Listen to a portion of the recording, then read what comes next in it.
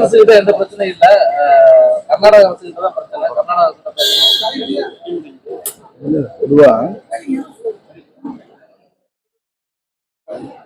கருத்துக்கள் ஒவ்வொருவரும் சொல்றாங்க.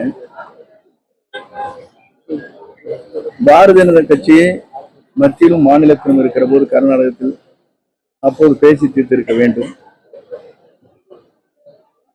தமிழ்நாட்டை பொறுத்தவரை நமக்கு இருக்கிற பல்வேறு அணைகளுடைய உபரி நீர் வருகிற போதுதான் நம்மளுக்கு கூடுதலாக தண்ணீர் விடப்படுகிறது. காவிரி ட்ரிபியூனல் என்று சொல்லப்படுகிற காவிரி வாட்டர் மேனேஜ்மெண்ட் என்று சொல்லப்படுகிற இரண்டிற்கும் வறட்சி வருகிற போது, குறைவான காலத்தில் மழை குறைவாக இருக்கின்ற போது இவ்வளவு டிஎன்சி வாட்டர் மாதந்தோறும் வழங்க வேண்டும் என்பது இரு அரசுகளும் ஒப்புதலோடு அதை நிறைவேற்ற வேண்டும் என்பதுதான் Kaveri tribunal, Kaveri water management, இந்த ரெண்டு இருக்கு. இந்த ரெண்டையும் அவங்க செயல்படுத்த வேண்டிய அவங்களுடைய கடமை.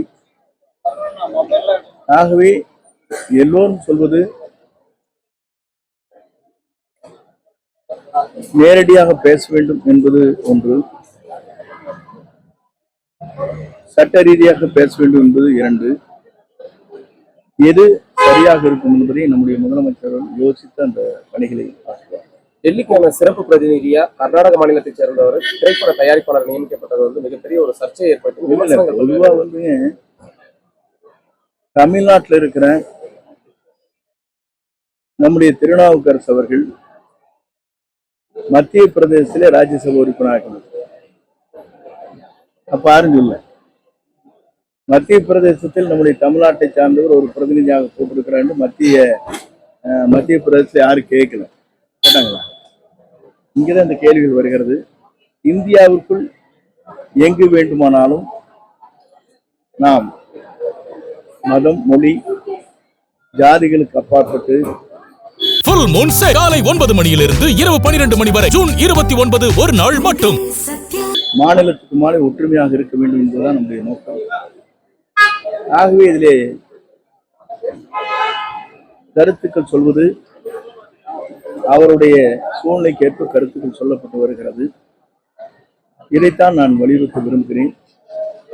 அன்றைய தினம் திருநாவுக்கரசு மத்திய பிரதேசம் அல்லது ராஜஸ்தான், எனக்கு நினைவில்லை, அங்கே ராஜ்யசபா உறுப்பினராக்கி அமைச்சரானார்.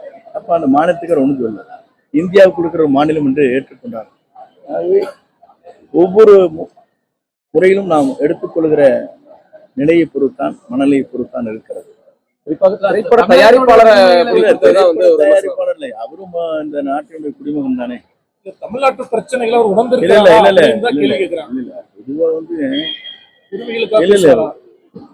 முதலமைச்சர் என்ன நினைக்கிறாரோ அந்த கருத்துக்களைத்தான் வெளியிட முடியுமே தவிர தனிப்பட்ட முறையில் நம்ம டெல்லி பிரதிநிதிகள் தங்கள் கருத்துக்களை சொல்ல இயலாது. ஒரே வரியில் சொல்லிட்டு பாருங்க, முதல்வர் என்ன நினைக்கிறாரோ, என்ன கருத்துக்கள் வெளிப்படுத்த வேண்டும் விரும்புகிறாரோ அதை தவிர டெல்லி பிரதிநிதிகள் மற்ற கருத்துக்கள் சொல்வதற்கு இதுவரையிலும் வாய்ப்பில்லை. அதுதான் நடைமுறையாக தகுதி வாய்ந்த நபர் தகுதி இல்லை, அப்படியே அப்படி அல்ல. ஒருவரை தேர்ந்தெடுத்த உடனேயே தகுதி இவருக்கு இருக்கிறதா இல்லை இதிலே இல்லையா என்ற கேள்விக்கெல்லாம் நம்ம பதில் சொல்ல இயலாது.